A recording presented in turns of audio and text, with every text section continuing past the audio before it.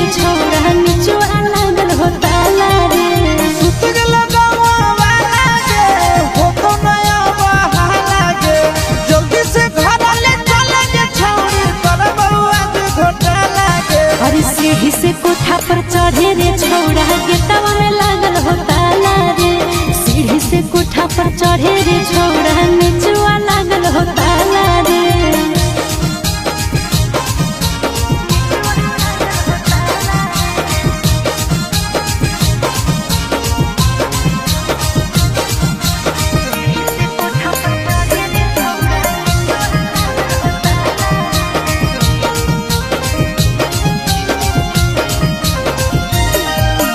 सुतल हो मैया की जागल हो छौड़ी चुमा लियल मन पागल हो छौड़ी सुन आगे से छौड़ा ने पीछे से आवे बोल बोल के रे ने सबके जाना है दिल में हो तोरे काला गे ऐसा ना हमरा बुझाला गे बिना ले ले आज जइबो न छौड़ी जीजा सैया वाला गे अरे सीढ़ी से कोठा पर चढ़े रे छौड़ा गेटवा में लागल हो ताला रे सीढ़ी से कोठा पर चढ़े रे छौड़ा निचुआ लागल हो ताला रे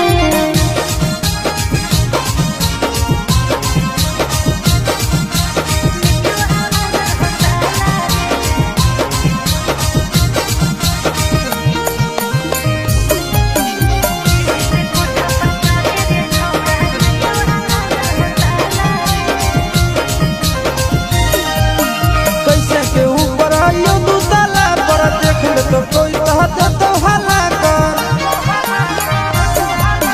किस लिए के होता रिक्स ले ले छौड़ा ले ले ही नथिया जे गिफ्ट दे ले छौड़ा बोलो तोरा चिट्टू ना जागे खोले जल्दी दादा भागे